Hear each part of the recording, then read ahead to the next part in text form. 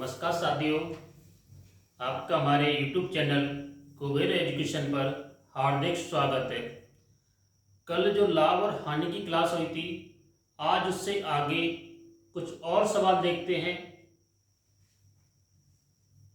राम ने 1,50,000 रुपए का मकान महेश को 5% लाभ पर बेचा। महेश ने उस मकान को 2% हानि पर राम को बेचा। पूरे सौदे में राम को कितने प्रतिशत लाभ या हानि हुई? इस सवाल को सॉल्व करते हैं यूनिट मेथड से। देखिए, राम ने उसे 100 में खरीदा, ठीक है। उसके बाद उसने महेश को 5% लाभ पर, महेश को 5% लाभ पर 105 में किसे बेच दिया? महेश को बेच दिया, ठीक है। महेश ने उस मकान को 2% हानि पर राम को बेच दिया। तो 105 का 2% हानि निकालेंगे, ठीक है। 2% हानि निकालेंगे 105 का, तो ये हो जाएगा 2% निकालिए 10 हो जाएगा, ठीक है। 10% ये हो जाएगा और 2% निकालेंगे तो ये हो जाएगा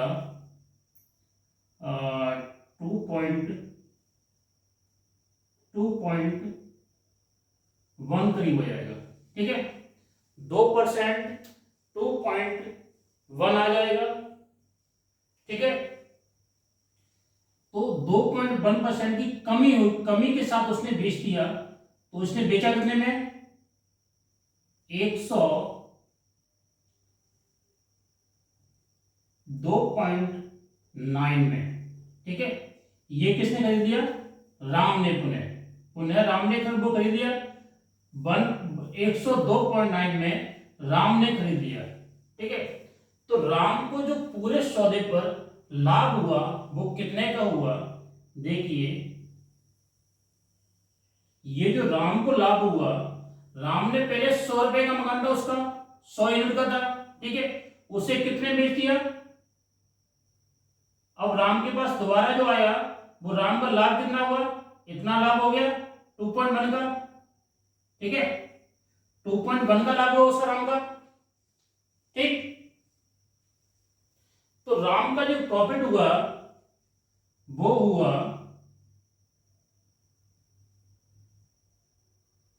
2.9 का, ये प्रॉफिट हुआ, ठीक है।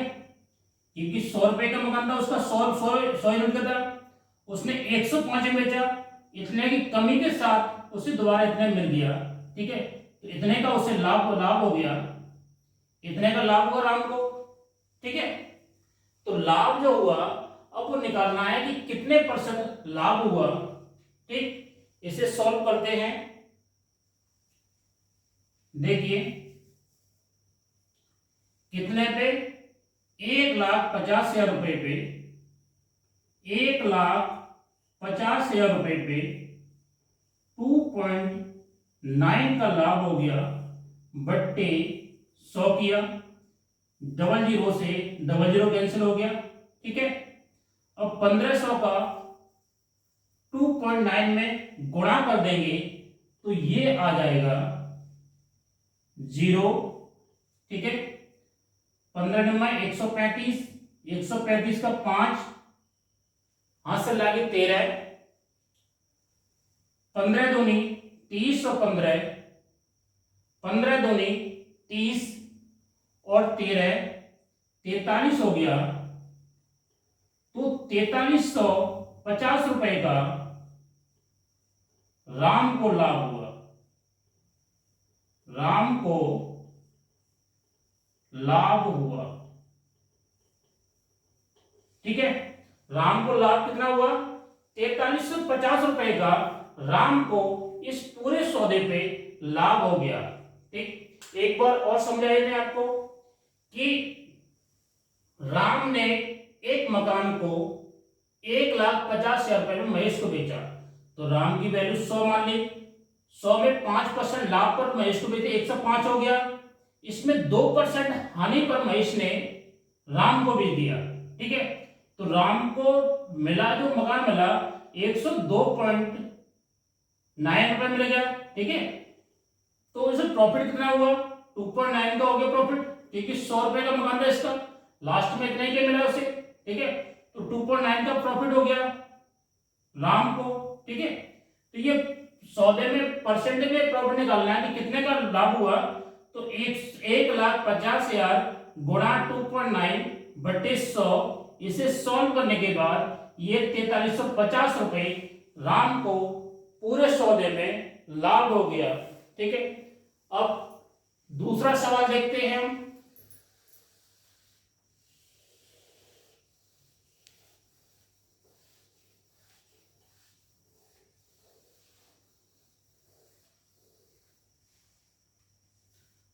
अगला सवाल देखते हैं। एक कंपनी विक्रेता को अपना माल बेचने पर 12% कमीशन देती है, 15,000 से अधिक की बिक्री पर 1% बोनस भी देती है। यदि विक्रेता की आमदनी 7,650 रुपये हो तो कुल बिक्री कितनी राशि की हुई, ये निकालना है हमें। देखिए, पहले 15,000 से अधिक की बिक्री पर 1% बोनस देती है, तो 15,000 पे 12% कमीशन मिलता है उस विक्रेता को। कंपनी जो है वो 15,000 रुपए की अगर बिक्री करता है तो 12% कमीशन मिलता है, उसके 15,000 से अधिक की आमदनी पर 1% बोनस भी देती है। ठीक है, तो हम 15,000 का 12% निकालेंगे, 15,000 का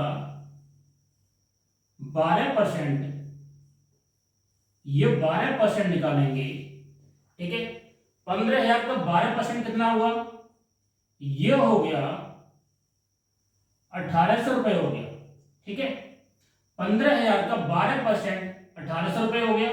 ठीक, 1,800 रुपए 15,000 तक मिलते हैं, और 15,000 से अधिक की जो बिक्री होती है उस पर 1% बोनस मिलता है। यदि विक्रेता की आमदनी, जो विक्रेता है उसकी आमदनी इतनी हो तो कुल बिक्री कितनी राशि की हुई।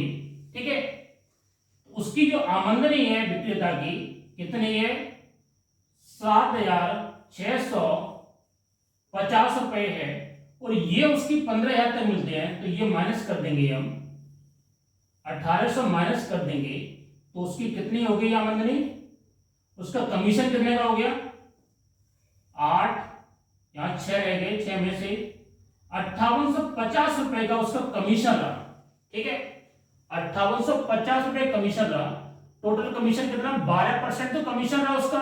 ठीक है, प्लस 1%, तो ये 13% कमीशन हो गया। भाई 12% तो उससे मिल ही रहा, उसे कमीशन मिल रहा था, 1% उसे बोनस मिलेगा, तो 13% कमीशन हो गया। 13% किसके बराबर हो गया, 5,850 के बराबर हो गया। 5,850 के बराबर ये 13% कमीशन हो गया। ठीक है, 13% कमीशन हो गया।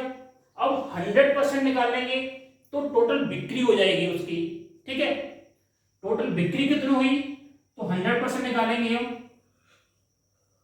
100% निकालेंगे तो ये 5,850 डिवाइड बाई 13 गुणा 100 किया, तो ये टोटल, ये तो कमीशन की वैल्यू थी, कमीशन मिल रहा था उसे। ठीक है, अब 100% निकालेंगे तो उसकी कुल वैल्यू आ जाएगी, कमीशन के साथ आ जाएगी कि कितनी उसने बिक्री की उसने। ठीक है, इसे सॉल्व करेंगे, 13 से ये काटेंगे हम। ठीक है, तो 13 का इसमें भाग देंगे 13 चौक 52, 4 बार गया। उसके बाद 6 बचे 65 हो गया, 13 पन्ना 65, 0, तो ये 400 बार कट गया ये, ठीक है। 5850, ये 450 बार कट गया, ठीक। 450 का 100 में गुणा कर देंगे तो उसका जो कमीशन हो गया 00, ये 45,000 रुपए उसका कमीशन हो गया, 45 बिक्री होगी, सॉरी 45,000 रुपए ये हो गई उसकी बिक्री, ठीक है। उसकी जो बिक्री कितनी हुई, 45,000 रुपए बिक्री हो गई। ये जो 1,800 रुपए है ये माइनस कर दिया था हमने, ठीक है, ये माइनस किया था। उसके बाद ही तो उसकी बोनस के साथ है 5850 रुपए, तो इसे हम ऐड कर देंगे। तो इसने पूछा है कि कुल बिक्री कितनी राशि की हुई, 45,000 की तो बिक्री हो गई और प्लस 15,000 रुपए, ये 12% कमीशन था, वो भी तो ऐड करना पड़ेगा हमें। 15,000 रुपए ये आ गई जो पहले बिक्री हुई थी, तो टोटल उसकी जो बिक्री हुई वो हुई 60,000 रुपए की। 15,000 और प्लस 45,000, तो टोटल बिक्री 60,000 रुपए की क्या हुई, ये बिक्री, ठीक है। कंपनी की बिक्री कितनी हुई, 60,000 रुपए की कंपनी की बिक्री हो गई। इस सवाल को एक बार और देख लेते हैं। माल बेचने पर 15% कमीशन देती है, ठीक है। 15,000 से अधिक की बिक्री पर 1% बोनस देता है। तो 15,000 का 15,000 रुपए तो मिलेंगे 12% उसे, तो 1,800 रुपए तो उसके मिल गए, ये तो उसके खाते में आ गए, ठीक है। उसके बाद टोटल उसकी आमदनी कितनी है विक्रेता की, 6,000, तो 7,650 रुपए आमदनी है, तो इसे हम माइनस कर देंगे। तो उसके बाद कमीशन के साथ टोटल कमीशन हो जाएगी, वो आमदनी हो जाएगी उसकी 13% की हो जाएगी, 5,850 रुपए की आमदनी हो जाएगी, ठीक है। और टोटल आमदनी निकाल लेंगे कि 100 पर बिक्री कितनी हुई, तो 100% निकाला हमने, तो 5,850 बट्टे 13 गुणा 100 किया, तो इससे इसकी बिक्री आ गई 45,000 और 15,000 उसमें पहले बिक्री हो चुकी थी, तो 45,000 प्लस 15,000 टोटल 60,000 रुपए की उस कंपनी की बिक्री हो गई, ठीक है। एक अगला सवाल और देखते हैं इसके बाद।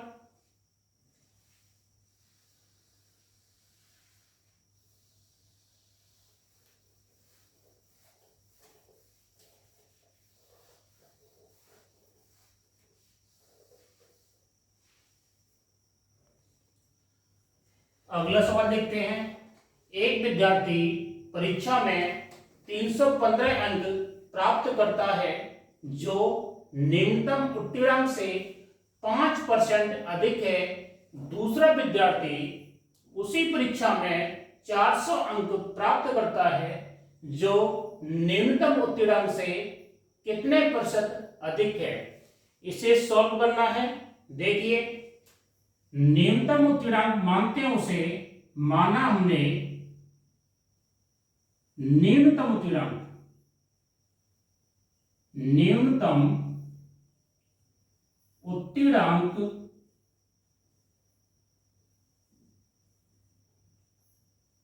100 है, ठीक है। माना न्यूनतम उत्तीर्णांक 100 है, उससे 5% अधिक प्राप्त करता है। जो ये अंक है ना, ये 5% अधिक है, तो ये न्यूनतम उत्तीर्णांक कितना हो गया, तो ये 5% अधिक है। 5% इसे 5% इसमें ऐड कर देंगे हम, ठीक है। ये 5% अधिक है ना, इसे ऐड कर दिया, तो टोटल कितना हो गया, 105% हो गया, 105% हुआ, ठीक है। 105% किसके बराबर है, 315 अंक के बराबर। किसके बराबर है, 315 अंक के बराबर, क्योंकि एक 315 अंक प्राप्त करता है जो न्यूनतम उत्तीर्णांक से 5% अधिक है। न्यूनतम उत्तीर्णांक 100 था, उससे 5% अधिक है ये वाले अंक, ठीक है।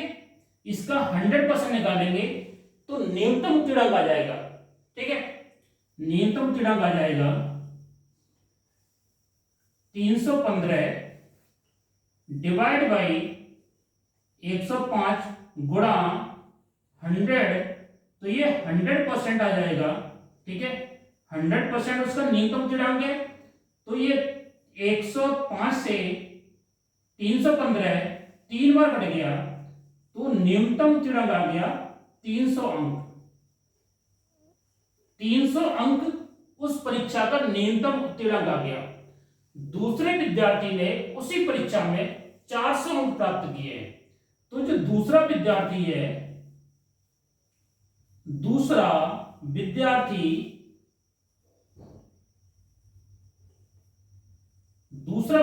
है, उस परीक्षा में कितने अंक प्राप्त किए हैं? 400 अंक। 400 अंक प्राप्त किए हैं। ये 300 अंक क्या है? ये हो गया न्यूनतम उत्तीर्णांक। ये न्यूनतम उत्तीर्णांक 300 अंक। दूसरे विद्यार्थी ने 400 अंक प्राप्त किए हैं, जो न्यूनतम उत्तीर्णांक से कितने अंक अधिक है? तो न्यूनतम उत्तीर्णांक से 100 अंक अधिक है। 100 अधिक है ना। 300 न्यूनतम उत्तीर्णांक है, 400 उसने प्राप्त किए हैं, तो न्यूनतम उत्तीर्णांक से 100 अंक अधिक है। ठीक है, इसमें पूछा है कि कितने प्रतिशत अधिक है। अंकों में तो 100 अंक अधिक है। अब परसेंटेज निकालनी है, तो परसेंटेज के लिए देखिए आप, ये 100 अंक अधिक है किससे? 300 है ना, 300 पूर्णांक है उसका। ठीक है, डिवाइड बाई 300 गुणा 100, तो उसका परसेंटेज आ जाएगा कि कितने प्रतिशत उसके न्यूनतम उत्तीर्णांक से अधिक अंक है। 0 से 0 कैंसिल हो गया। 100 में 3 का भाग देंगे तो 33 सही 1/3% ये आ गया। ठीक है, 33 सही 1/3% जो अंक है उसके, वो न्यूनतम उत्तीर्णांक से दूसरे विद्यार्थी के अधिक है। ठीक है, इसी में का एक सवाल और देखते हैं।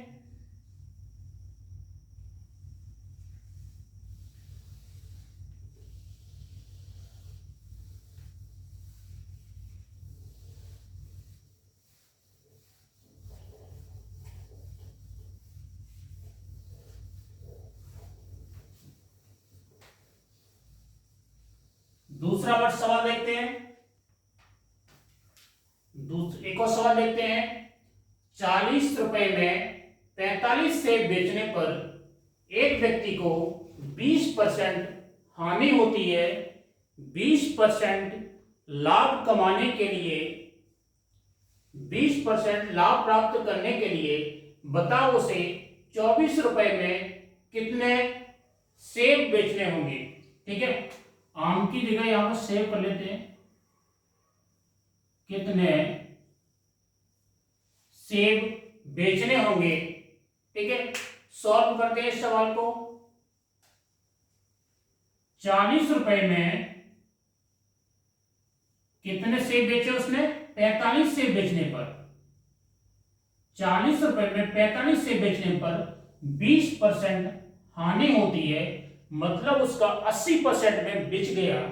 ठीक है, तो गुणा 80। ठीक है, उसे 20% लाभ प्राप्त करने के लिए 24 रुपए में कितने सेब बेचने होंगे। ठीक है, 20% लाभ 120 हो गया। ठीक, इसे सॉल्व कर लेंगे। 40 से ये 2 बार कट गया और 40 से ये 3 बार कट गया। ठीक है, 4 12 3 बार कट गया।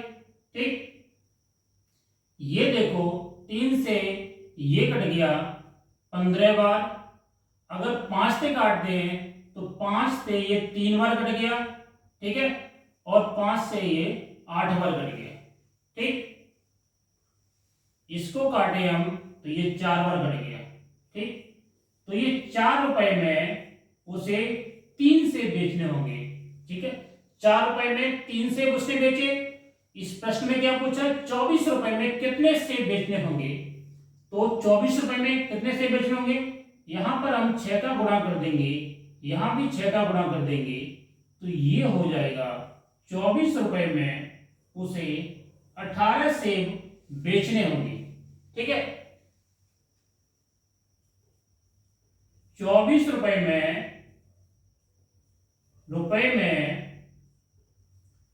18 सेब बेचने होंगे,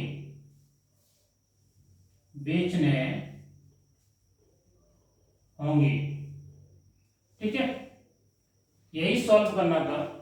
अगला सवाल देखते हैं अब।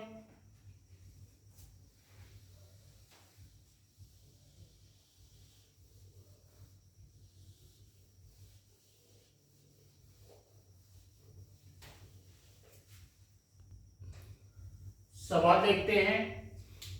एक नगर की जनसंख्या 18,900 है। इसमें से 4/9 भाग पुरुष हैं। पुरुषों का 50% विवाहित पुरुष हैं। बताओ महिलाओं में कितने प्रतिशत महिलाएं विवाहित हैं। ठीक है, इस प्रश्न को सॉल्व करते हैं। जो पुरुषों का भाग है, पुरुष कितने हैं? पुरुष कितने हैं? 4/9 भाग पुरुष है। 4/9 भाग क्या है? पुरुष है। और महिलाएं कितनी हुई फिर? इसमें महिलाएं कितनी हुई? 4/9 भाग पुरुष है, तो 5/9 भाग महिला हो गई। ठीक है, 5/9 भाग महिला हो गई। ठीक, अब इसमें से पुरुष में से 50% पुरुष विवाहित है, तो इसका 50% निकाल लेंगे, तो निकल आएगा 4/9 डिवाइड बाई 2। ठीक है, आधा निकालने 50% आधा होता है। सॉल्व कर लेंगे इसे, तो ये आ जाएगा 4/9 गुणा 2, ये इससे कट गया, तो ये आ जाएगा 2/9 पुरुष। 2/9 पुरुष विवाहित हो गए। ठीक है, अगर 2/9 पुरुष विवाहित हो गए, ठीक, महिलाएं 5/9 हैं, तो 2/9 महिलाएं भी होंगी पुरुषों के साथ, तभी तो जोड़ा बनेगा 2 का। ठीक, तभी जोड़ा बनेगा। तो इसमें निकालना है कि कितने प्रतिशत महिलाएं विवाहित हैं। टोटल महिलाएं 5 हुई, इसमें से 2 तो 2 के साथ जोड़ा बना लेंगी। ठीक, तो बची रह गई 3 बची रहेगी वहां पर। ठीक, 3 बची रहेगी ना, तो टोटल कितनी है? टोटल 5 है ना, तो कितने परसेंट विवाहित हैं? तो विवाहित निकालना हमें। ठीक है, महिलाएं कितने परसेंट विवाहित हैं, तो विवाहित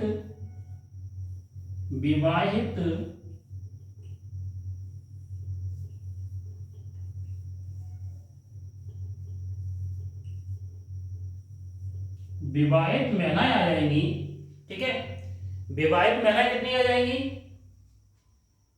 2/5 गुणा 100। इसे सॉल्व कर लेंगे, 5 से ये जाएगा 20 बार, 20 का 2 में गुणा करेंगे, तो ये आ जाएगा 40% जो महिलाएं हैं वो विवाहित हैं। ठीक है, इस सवाल को एक बार और देखते हैं। एक नगर की जनसंख्या 18,900 है। अगर जनसंख्या को लेके करेंगे तो सवाल बहुत लेंथी हो जाएगा। ठीक है, हमें तो इस परसेंटेज निकालना है कितनी महिला विवाहित है। 4/9 भाग पुरुष है, 4/9 भाग पुरुष हो गई। इसका 50% विवाहित है, तो इसका आधा कर लिया। 4/9 है तो इसका आधा हो जाएगा, 2/9 हो जाएगा। ठीक, 2/9 क्या है? पुरुष है विवाहित। ठीक, अगर 2/9 पुरुष विवाहित हैं तो विवाह किसके साथ होगा? विवाह 2 महिलाओं के साथ ही होगा। तो टोटल महिलाएं कितनी है? 5 है। टोटल महिलाएं 5 हैं, 2 तो विवाहित हैं, तो 2 बट्टे ये 5 महिलाओं में से 2 महिला अगर विवाहित हैं तो विवाहित महिलाओं का परसेंटेज निकालना है, तो विवाहित महिलाओं का परसेंटेज आएगा, 2 महिला विवाहित हैं टोटल 5 में से, तो इसका परसेंटेज निकालेंगे तो 40% आ जाएगा। 40% महिलाएं हैं वो विवाहित है। एक सवाल और देखते हैं इसके बाद।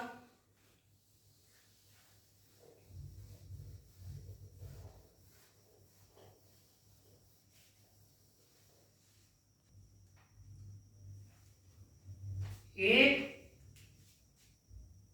व्यापारी त्रुटिपूर्ण बाट का प्रयोग कर माल खरीदता है, बेचते समय 20% धोखा देता है, ठीक है।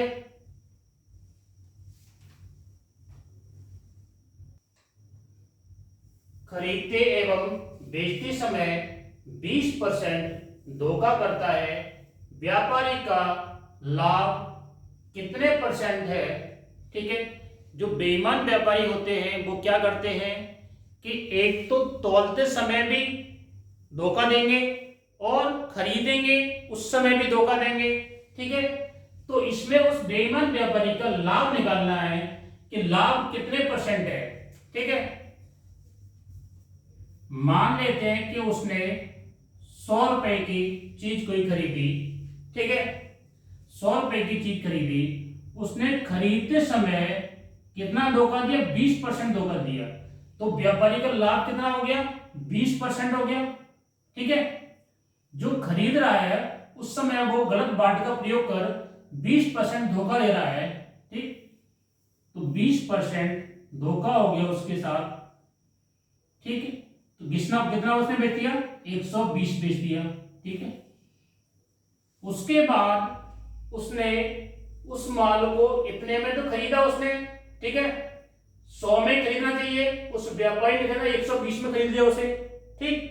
अब उसने उसे इस माल को उसने बेचा, उसे किसी ग्राहक को बेचा, तो बेचते समय उसने फिर 20% लाभ ले लिया, 20% अगेन लाभ हो गया उसका, तो 120 का 20% निकालेंगे तो ये हो जाएगा 24 हुआ, 24 इसमें ऐड हो जाएंगे तो ये हो गया 144 हो गया, ठीक है। तो व्यापारी का जो लाभ हुआ वो कितना हो गया, व्यापारी का लाभ हुआ ये हो गया 44% उस व्यापारी का लाभ हुआ, ठीक। लाभ कैसे हुआ था, क्योंकि पहले उस व्यापारी ने त्रुटिपूर्ण जो बाट थे ना उसके, वो गलत बाट यूज करके 20% लाभ तो उसने खरीदा तभी कमा लिया, ठीक है। उसके बाद उस माल को उसने बेचा, 20% लाभ उस ग्राहक से कमा लिया, तो उस व्यापारी का जो लाभ हुआ वही निकल के आ गया, ये 44% लाभ उस व्यापारी का हो गया। अगला सवाल देखते हैं हम, और एक और।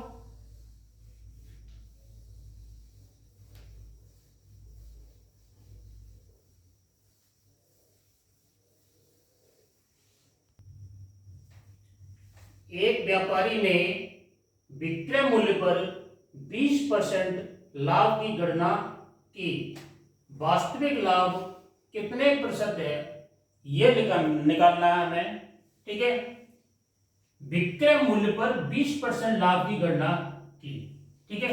व्यापारी ने क्या किया, जो विक्रय मूल्य है, विक्रय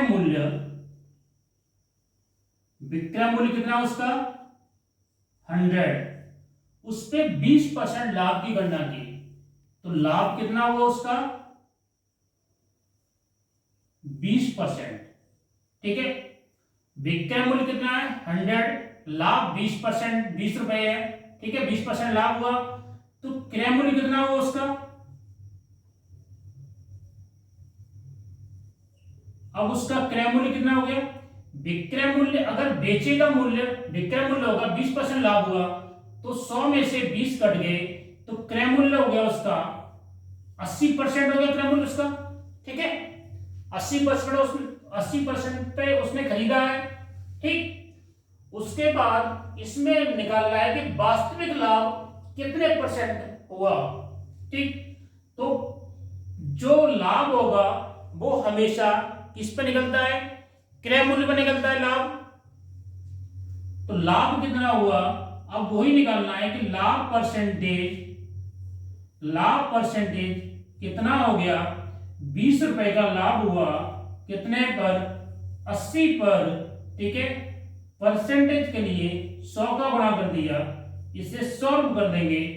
20 से 80 4 बार कट गए, 4 से 100 कट गए 25 बार, तो 25% उस व्यापारी का वास्तविक लाभ आ गया। ठीक है, ये लाभ कौन सा है, ये लाभ आ गया वास्तविक